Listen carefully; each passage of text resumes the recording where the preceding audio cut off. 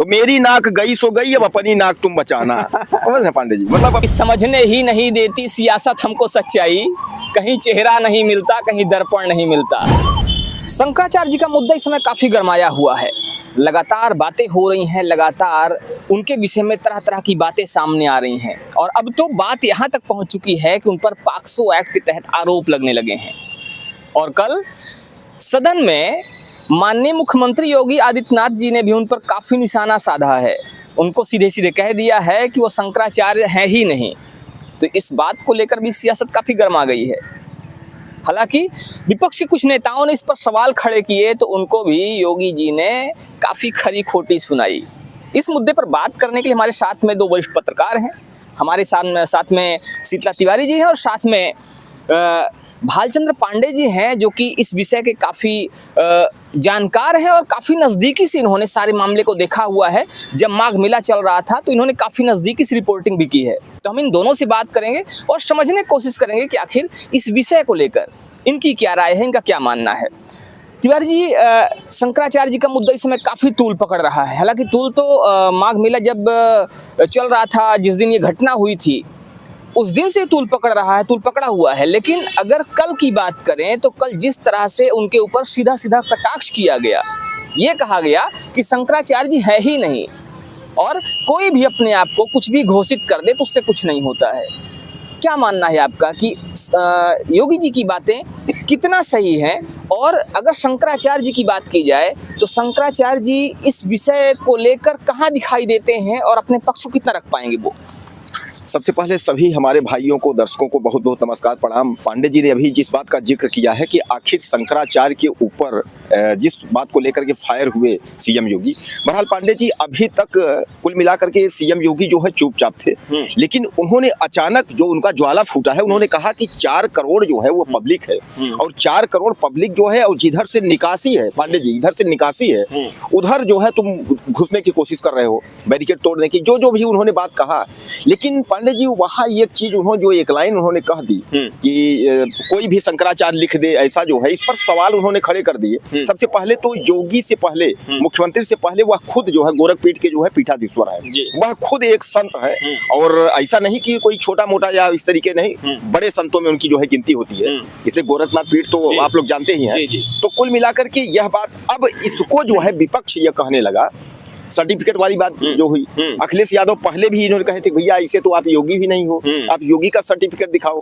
तो कहीं ना कहीं पांडे जी एक बात समझ में यह नहीं आ रही है कि आखिरकार पूरा मेला जो है निकल जाना, और मेला मान के चले शिवरात्रि तक मेला है। इस समय जो है वाराणसी में जो है शंकराचार्य जो है अद्मुक्तेश्वरानंद जी है, अब उन्होंने ये बात कही थी कि 40 दिन का मैंने समय दिया था उनका हिंदू का जो है टेस्ट लेने के लिए, कि वो हिंदू एक तरीके से जो भी समझिए पीठाधीश्वर जो भी, तो कहने का तात्पर्य यह है कि अब वह जो है 10 दिन निकल गए, 30 दिन और है, यानी यह सब जो है।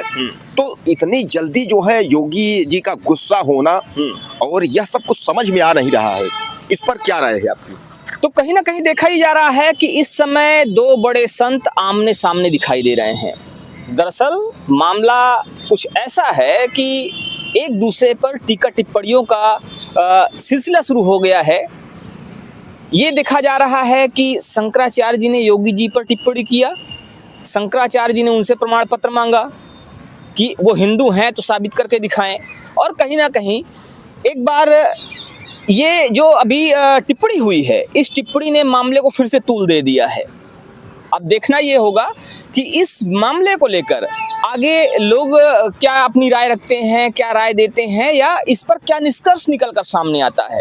फिलहाल हम बात करते हैं वरिष्ठ पत्रकार भालचंद्र पांडे जी से, इनसे जानने की कोशिश करेंगे कि आखिर इनका क्या राय है, इनका इस पर क्या विचार है, इनकी क्या राय है। क्या कहते हैं पांडे जी, ये जो मामला तूल पकड़ रहा है इस समय, और योगी जी का ये कह देना कि वो शंकराचार्य है ही नहीं। हालांकि पिछले अगर महाकुंभ की बात करें तो उसमें भी ये शंकराचार्य के शिविर में रहे हैं, शंकराचार्य जी का शिविर उनको अलॉट किया गया था।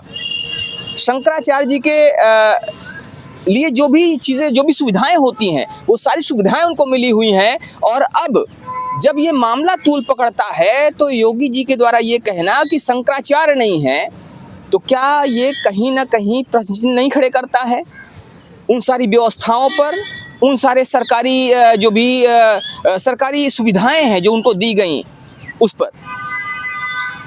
देखिए शिव जी, ये कहीं न कहीं क्रिया की प्रतिक्रिया है। शंकराचार्य ने एक पीसी किया था मेले में, उसमें उन्होंने कहा था कि योगी जी अपना साबित करें कि हिंदू हैं, और उसके लिए 40 दिन का समय दिया गया था जी।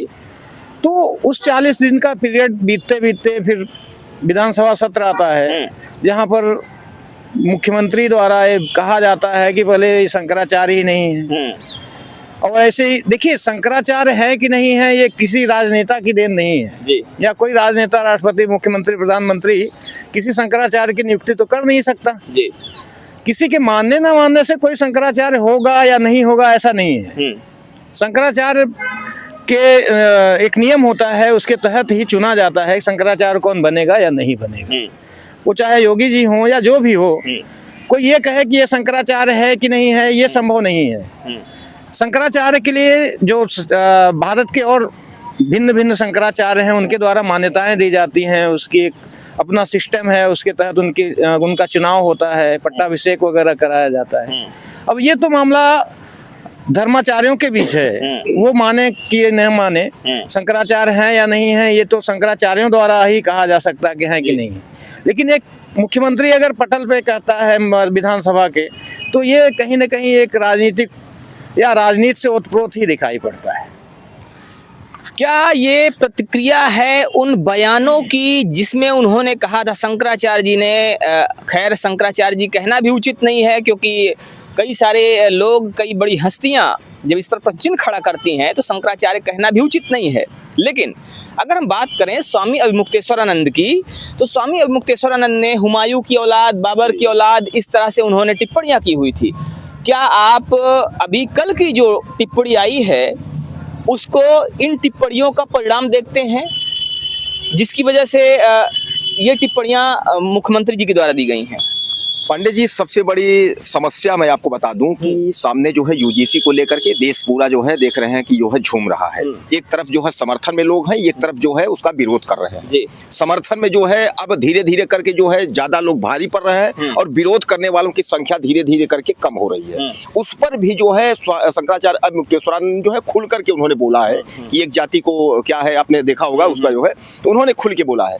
अब कुल मिला करके देखिए पांडे जी, हमको ये लगने लगा है योगी आदित्यनाथ को, जैसे लोग कह रहे हैं कि इनको जो है हटाने की जो है पूरी प्रक्रिया की जा रही है, कोई ओबीसी मुख्यमंत्री यूपी का बनेगा, इस तरीके की जो है। तो अब हमारी जहां तक सोच है, जहां तक हम समझ पा रहे हैं, तो मेरी नाक गई सो गई, अब अपनी नाक तुम बचाना। समझ है पांडे जी, मतलब अब मेरी नाक तो, अब हम तो सोच रहे हैं कि हम तो ठीक है, कुर्सी ना रहेगी, लेकिन अब जब न रहेगी तो इस तरह का बयान देना, यूजीसी का इस समय झंझट, तो पांडे जी हमको नहीं लगता है 2027 में जो है खटिया खड़ी करने की लगता है स्थिति बन रही है।